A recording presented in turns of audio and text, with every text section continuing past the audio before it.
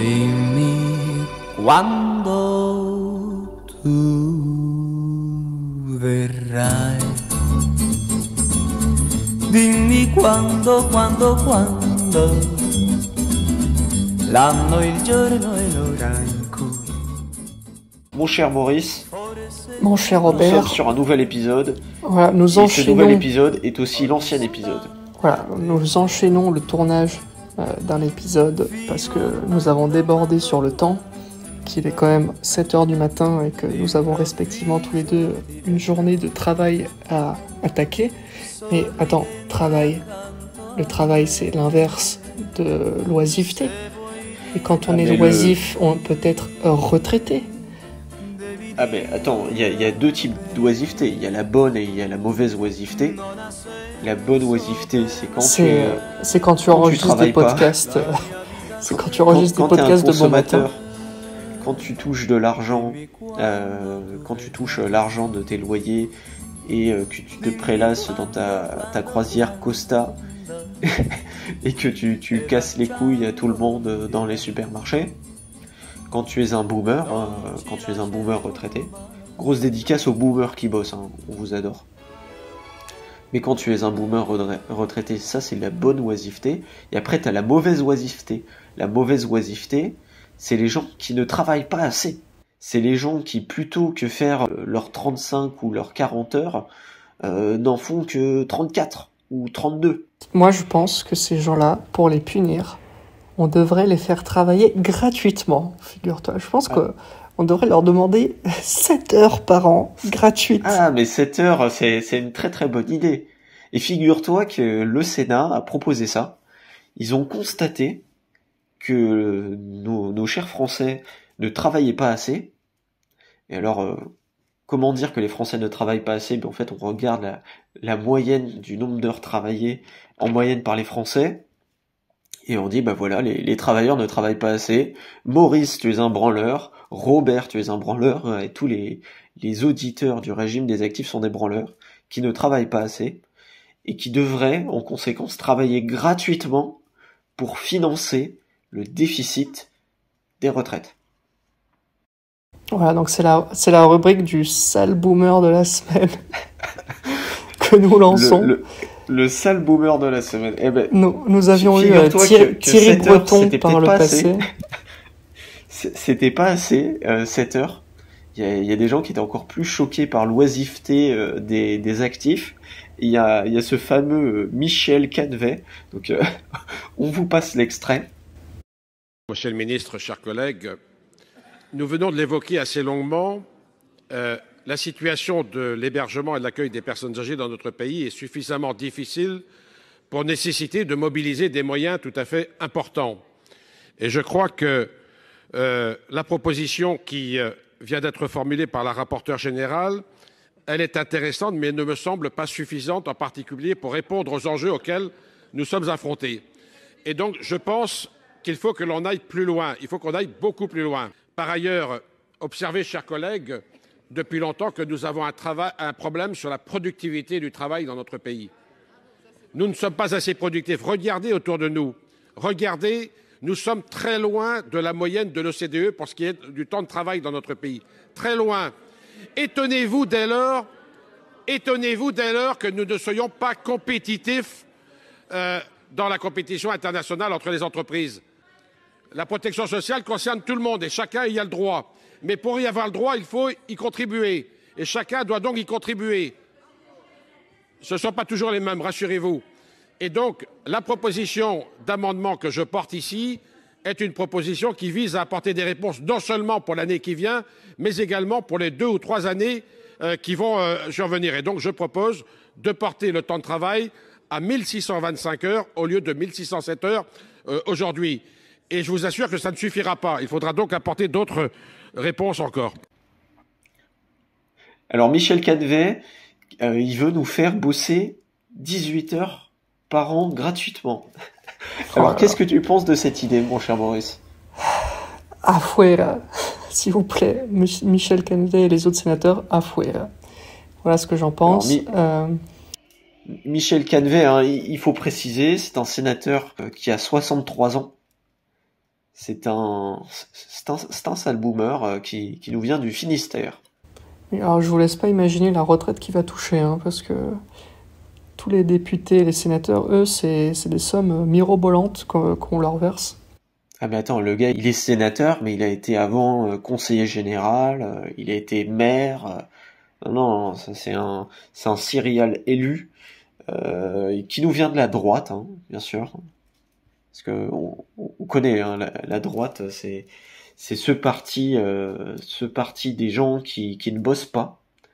Ils sont très sérieux avec l'argent des actifs et ils savent bien le mettre dans la poche des retraités. Ouais, ils savent bien l'allouer. En tout cas, oui, le constat fait que les Français ne travailleraient pas assez part d'un mauvais calcul, car il englobe tous les Français, donc par définition aussi ceux qui ne travaillent pas. Donc effectivement, quand on regarde les choses comme ça, oui, on a moins d'heures de travail que les autres pays en Europe ou dans le monde. Mais en fait, quand on regarde uniquement les travailleurs, on se rend compte qu'en fait, on travaille tout autant, si ce n'est plus. Et que nous sommes... non, et même, je veux dire, sur la moyenne, quand tu regardes la moyenne du nombre d'heures travaillées par les Français, on n'est pas très différent des Allemands, on n'est pas très différent des Belges. C'est quasiment la même chose. Et surtout, en fait, quand tu veux rajouter 7 heures ou 18 heures de travail gratuit, j'aimerais rappeler que nous travaillons déjà gratuitement de janvier à juillet, car le taux de prélèvement obligatoire est tel que pour payer tous les impôts, il y a genre 6 mois de l'année où on travaille pour l'État. Donc vous voulez faire quoi, qu'on travaille jusqu'en décembre et qu'on n'est plus que le 25 décembre où on travaille pour nous-mêmes. C'est terrible. Et en plus, surtout, le problème qu'il y a dans la population active, c'est pas que les actifs ne travaillent pas assez, mais c'est qu'il y en a qui payent pour tout le monde. C'est qu'on a des gens au RSA qui travaillent pas assez, fatalement. Bon, il y a des réformes du RSA qui vont conditionner cette allocation à un minimum de nombre d'heures de travail. Et du coup, c'est pas les gens qui bossent en permanence, quoi. C'est vraiment des sous-segments qui ne travaillent pas assez. On peut penser aussi à la fonction publique où il y a de l'absentéisme, etc. Mais là, ce qui est proposé, ça résout pas du tout le problème. En fait, ce que ça demande de faire, c'est juste aux gens qui payent déjà pour tout le monde, qui payent pour les gens au RSA, qui payent pour les étudiants, qui payent pour les enfants, qui payent pour les retraités, de travailler encore plus gratuitement pour tous ces gens-là. Mais c'est n'importe quoi. C'est n'importe quoi. Oui, alors on rappellera que la définition du travail gratuit, c'est l'esclavage. Hein. Ou la corvée. On est sur de la corvée médiévale. Hein. D'ailleurs, grosse dédicace à Eugénie Bastier, que j'appréciais pas forcément, mais que j'ai vu rejoindre le combat des actifs face aux oisifs depuis peu de temps, et je suis ravi de l'entendre protéger nos petites têtes blondes et crépues d'actifs qui sont en proie à un combat violent face aux féroces retraités et aux féroces sénateurs. D'ailleurs, là on est un peu dans une rubrique café du commerce, mais franchement, non mais faut se rendre compte, aujourd'hui on a un gros problème de déficit qui est dû au poids de l'État, qui est dû au poids de la dépense publique. Hein. On vous renvoie à nos précédents épisodes, et où la moitié du déficit s'explique par les retraites. Retraites qui sont financées qu'à 2/3. Et plutôt qu'essayer de taper dans les dépenses, et peut-être même de baisser les impôts, plus de dépenses et plus d'impôts, qui étouffe le tissu économique, eh bien on veut étouffer encore plus le tissu économique en haussant les impôts, et on veut absolument pas baisser les dépenses, et on veut même plutôt les augmenter pour augmenter les retraites, pour des questions électorales, et les baisser là où elles sont intéressantes, c'est-à-dire la justice ou même l'éducation. Oui, on vous renvoie à l'épisode Où va le pognon, mais oui, moi j'étais atterré quand le débat sur le déficit public et la dette s'est lancé il y a quelques mois, et que j'ai constaté qu'en fait, le budget prévoyait une hausse des dépenses. Enfin, quand j'ai vu ça, j'ai dit, mais attends, mais c'est pas possible. Bon, de toute façon, le péché originel de cette histoire, c'est de demander à l'État de se réformer. Genre, demander aux gros gourmands de se mettre au régime. Donc, évidemment, c'est pas comme ça que ça a marché. Donc, c'est un problème... Non, mais il faut demander au FMI de venir, et pour que le FMI vienne, il faut que ça soit la catastrophe totale. Il faut que, non, on n'est pas que loin, le gouvernement Barnier saute. Qu'il n'y ait personne pour mettre plus d'impôts pendant un moment, puis ensuite on va avoir le FMI qui va toquer, il va nous faire une grosse cure d'austérité, et ça ira sans doute beaucoup mieux. Ça peut pas être pire que ce qu'on a maintenant. Alors, du coup, oui, ça nous fait rebondir sur l'actualité brûlante de la dette française qui devient... de la France qui emprunte maintenant à des taux plus chers que la Grèce, ce qui en dit long, et surtout... du gouvernement Barnier qui pédale dans l'asmoule et qui n'arrive pas à faire voter son budget, qui menace de se servir d'un 49.3 et qui du coup par conséquent a déclenché une sorte de velléité de motion de censure de la part de la gauche et du RN, du coup de la gauche en fait. Et non, et alors tu parles du FMI, donc moi c'est une question que je me suis posée hier et que je te pose à toi. C'est nos amis hellénistes ont subi le FMI avec la crise de la dette grecque. Quelles ont été les conséquences pour les actifs et les citoyens grecs? Est-ce qu'ils payent moins d'impôts depuis? Sur les impôts, je suis pas sûr. En tout cas, ce qui est sûr, c'est qu'ils ont eu un niveau de vie qui s'est vraiment abaissé. Ça fait que très peu de temps qu'ils ont retrouvé les niveaux de PIB qu'ils avaient avant la crise grecque. Mais la Grèce c'était vraiment pas soutenable, c'est-à-dire que c'était une économie qui était quand même beaucoup moins diversifiée que l'économie française. Ils payaient pas assez d'impôts, l'État avait un poids qui était énorme, et donc en fait quand on a réduit drastiquement le poids de l'État, il y a beaucoup de gens qui se sont retrouvés dans des conditions très précaires.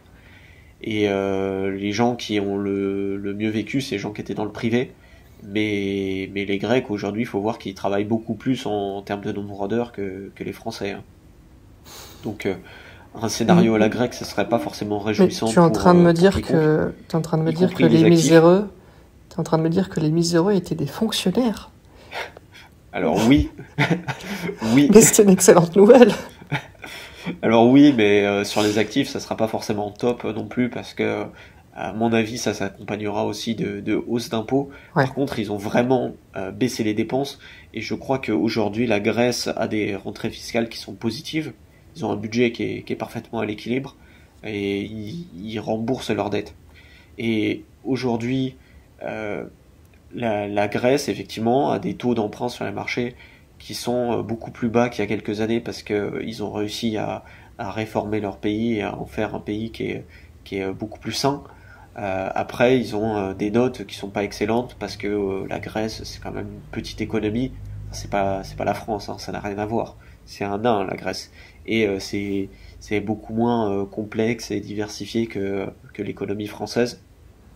Moi, je pense que si on devait se comparer, ça serait pas forcément la Grèce, mais à l'Angleterre qui a eu le droit à la visite du FMI. C'était dans les années 70 ou 80. Enfin, c'était avant que Thatcher arrive, quoi. Et ça a été suivi par des années de croissance et de prospérité qui ont été fantastiques pour l'Angleterre. Juste, l'austérité, c'est pas agréable et ça implique des années qui sont pas faciles à vivre.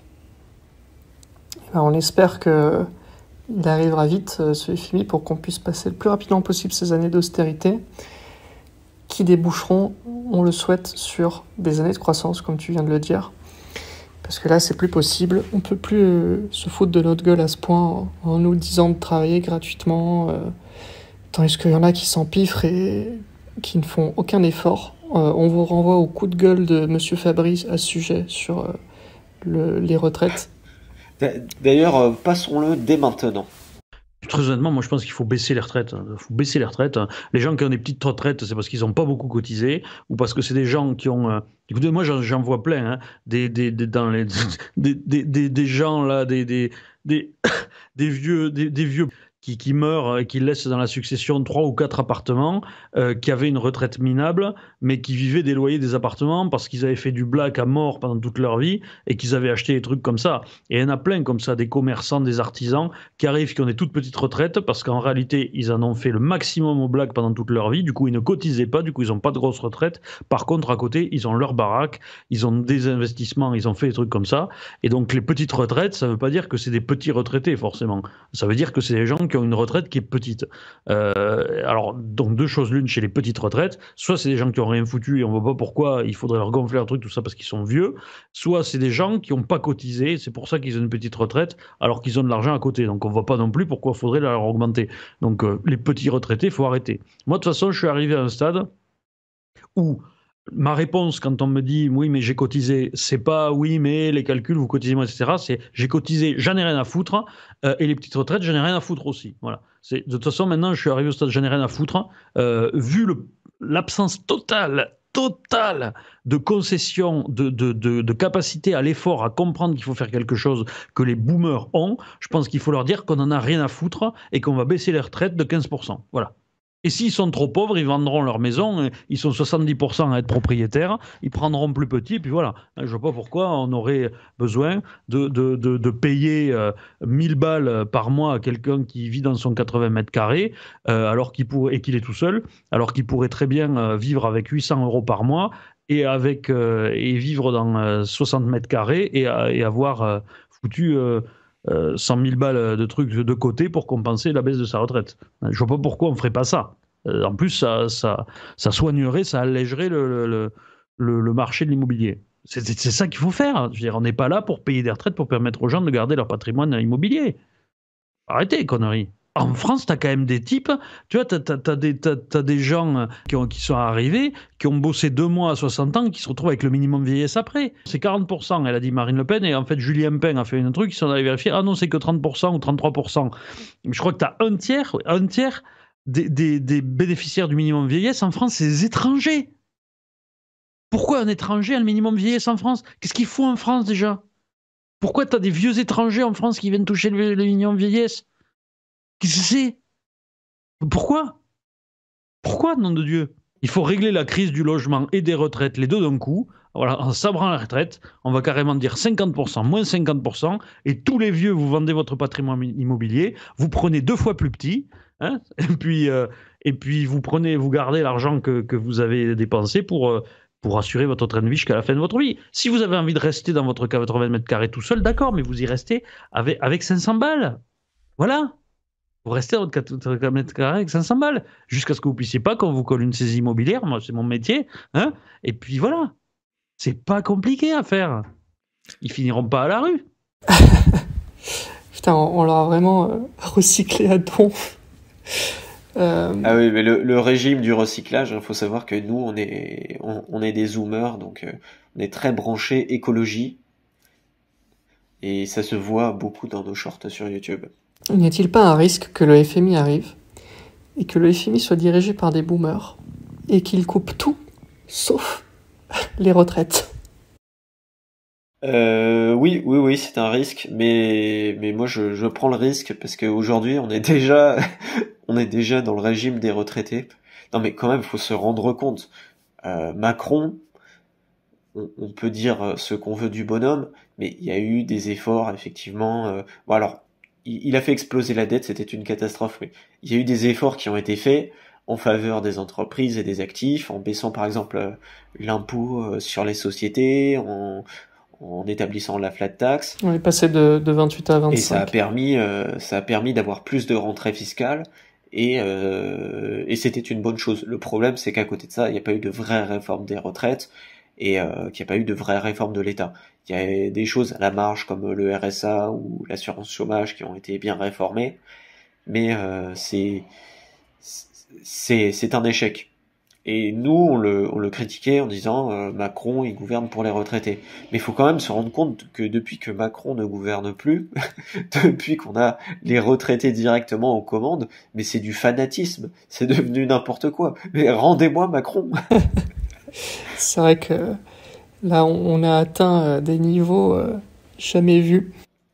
Non mais on voulait de la rigueur budgétaire et là maintenant on a des boomers fanatiques qui passent au Sénat et qui expliquent qu'il faut rétablir les corvées pour les ancêtres et je sais pas quoi et qu'il faut augmenter drastiquement les retraites en augmentant la taxe sur les dividendes et sur les rachats d'actions. Mais Non, mais mais niquez-vous.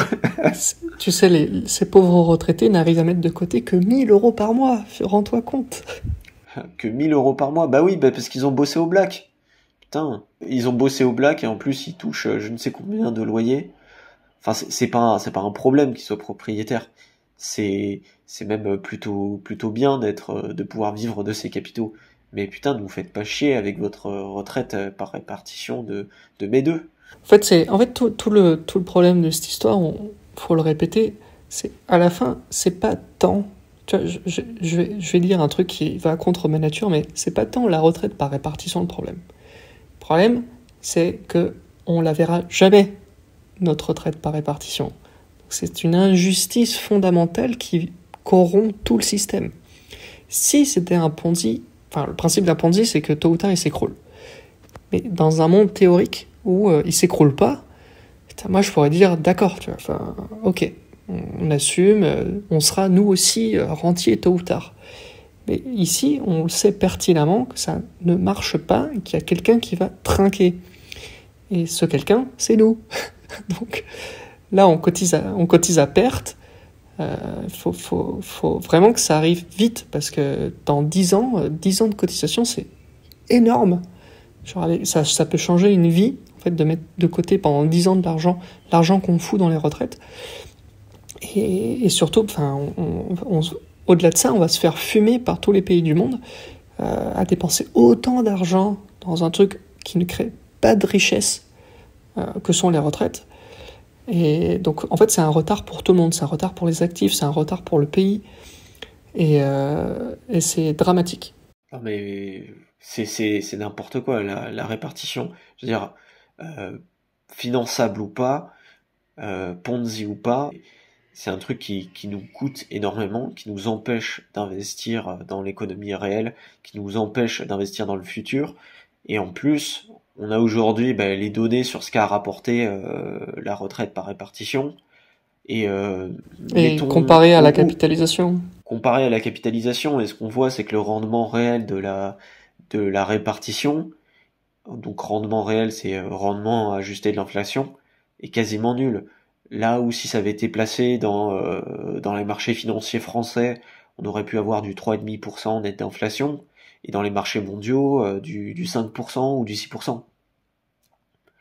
Donc ça a été un gros gâchis. Ça a été un gros gâchis, et on pourrait fortement baisser la part de répartition et introduire de la capitalisation. Et même au-delà de ça, oublions que la répartition, c'est inefficace. Mais le gros problème qu'on a aujourd'hui, c'est le poids de la répartition, c'est ce que ça nous prend comme argent. Mais c'est quand même fou qu'aujourd'hui, on soit dans une situation si précaire budgétairement, et que toutes les décisions ou toutes les propositions qui sont faites vont toujours dans le même sens.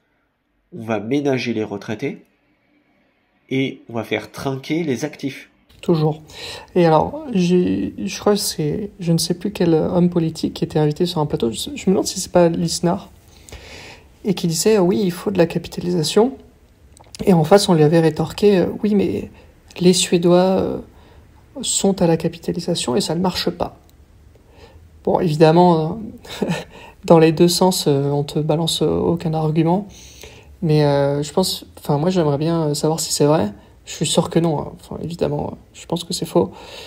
Mais il faudrait vérifier. Parce que pourquoi ça marcherait pas? Enfin, c'est. Mais alors, la première question, c'est quels sont les chiffres? Déjà, pour dire dans quel sens ça marche, dans quel sens ça marche pas. Et si la question c'est juste le niveau de vie des retraités, tu peux avoir un niveau de vie qui est bon si derrière tu crées de la dette à gogo et t'empêches ton économie de croître. Ça peut pas durer, tu vois. Oui, forcément. Non, mais surtout, c'est un peu le genre de choses que tu balances comme ça dans un débat sans aucun sens, comme quand tu dis les Français travaillent pas assez. Tu vois, ce qu'on disait au début de l'émission. Oui, mais quand tu regardes, c'est pas que les Français travaillent pas assez, c'est que on a trop d'oisifs. Ce qui fait qu'effectivement, quand tu regardes le nombre absolu d'heures travaillées, elles sont plus faibles. Quand t'as, je sais pas quel journaliste qui dit « Oui, mais la capitalisation, ça ne marche pas », je suis sûr que dans sa tête, elle a dû voir quelques chiffres comme quoi, peut-être que tu as 2 ou 3 boomers qui n'ont pas mis de côté, qui n'ont pas capitalisé leur thune, qui se retrouvent sans rien, mais que derrière, t'as genre 70% des autres qui l'ont fait et qui se portent 3 fois mieux que les retraités français, tu vois. Donc c'est toujours une question de point de vue et de la façon dont on manipule les chiffres. En fait, souvent, c'est une question de quels sont les paramètres importants. Les paramètres importants quand on regarde les retraites, ça va être effectivement l'argent qui va se retrouver dans la poche des retraités, mais ça va être aussi le coût. Quel est l'argent qui a été pris aux actifs?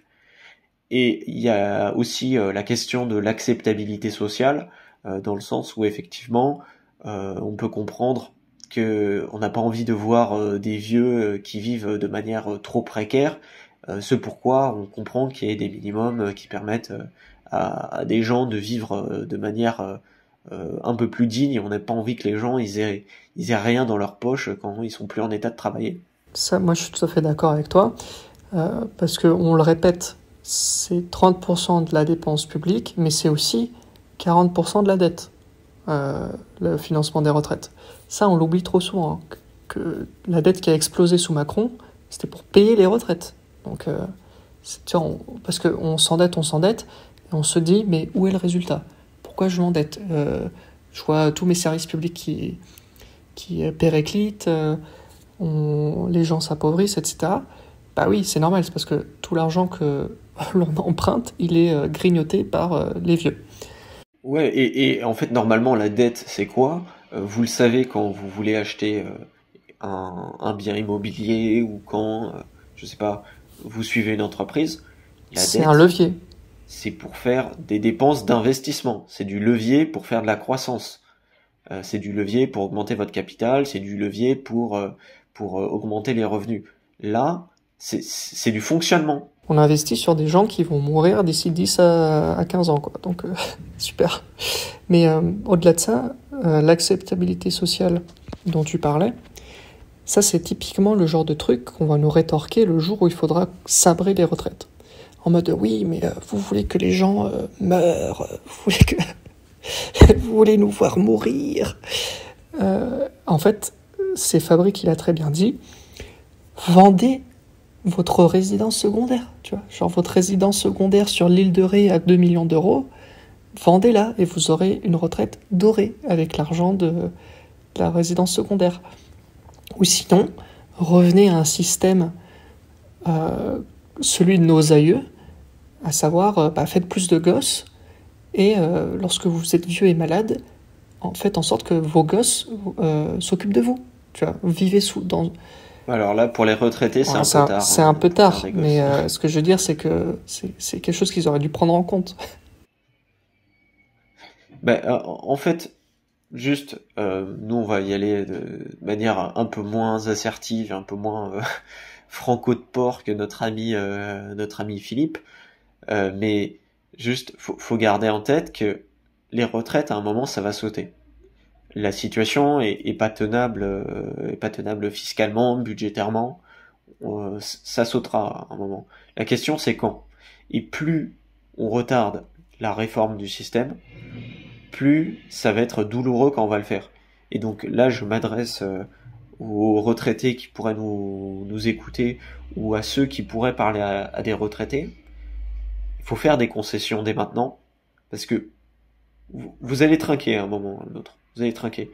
La question, c'est est-ce que ça va se faire via la négociation et via le compromis, ce qui vous permettra de négocier quelque chose de pas trop mal, ou est-ce que ça va être le grand babouina avec des actifs assoiffés de sang de vieux schnocks qui voudront vous confisquer vos biens en tout genre. Moi, je veux pas de la deuxième solution, et c'est pour ça que je pense que les compromis et la diplomatie sont importants. Écoutez-moi, cher boomer, écoutez-moi. Moi, j'enfile mon bonnet phrygien et je me mets en sans culotte avec ma fourche et je vais chercher la résidence secondaire sur l'île de Ré. Je veux du sang. Très bien. Bon, je pense que l'heure tourne. Nous avons dit à peu près l'essentiel. À moins qu'on peut finir en disant effectivement qu'il faut un compromis, et un compromis vite, parce qu'on se dirige vers le désastre. Nous allons regarder d'un œil non pas lointain, mais très proche, ce qui va se passer avec ce budget, avec le gouvernement Barnier. Bon, moi je vois pas de solution, hein, parce que il y a personne ni à l'Assemblée ni au Sénat qui va dans notre sens.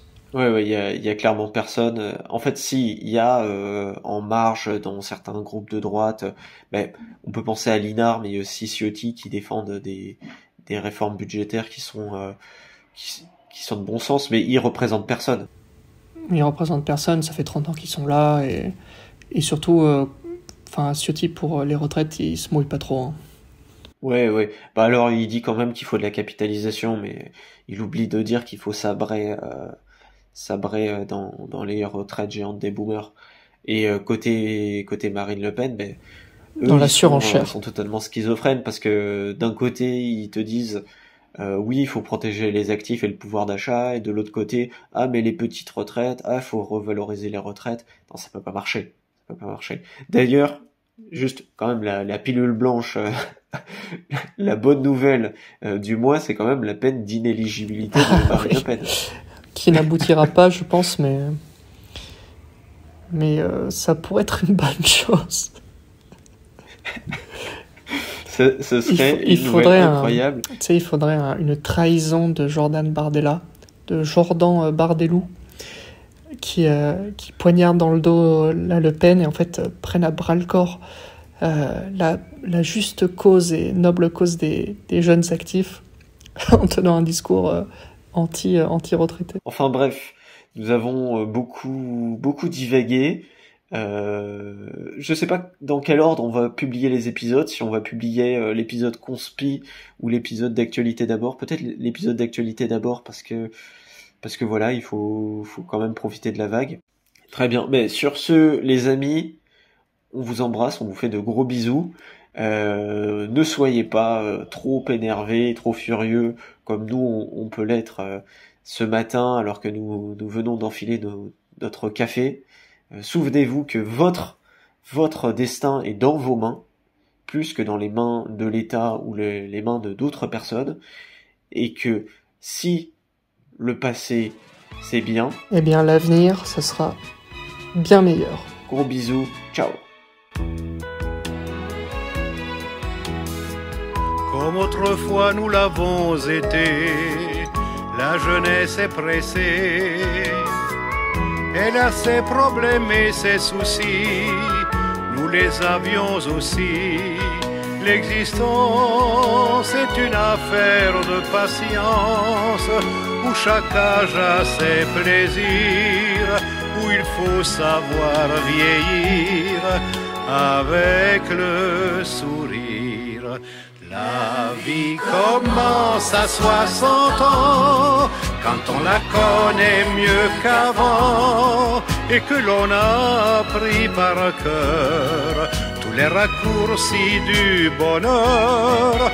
La vie commence à 60 ans, quand on peut prendre enfin le temps de répondre aux questions qu'on pose, de s'approcher plus près des choses.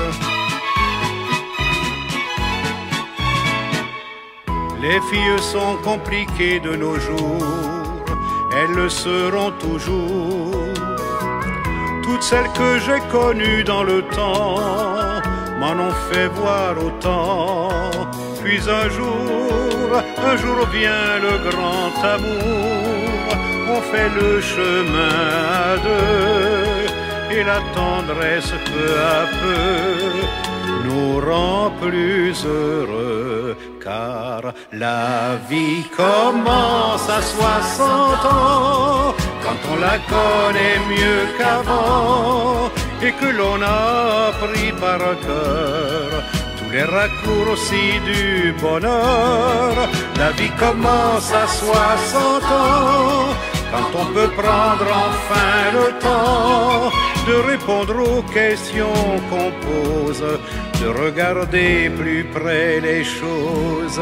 La vie commence à 60 ans, quand on se réveille en chantant, avec une voix toute neuve et un moral à toute épreuve. Quand on a encore tout à faire, planter ses roses, être grand-père, chaque instant est un commencement. La vie commence à 60 ans, la vie commence à 60 ans.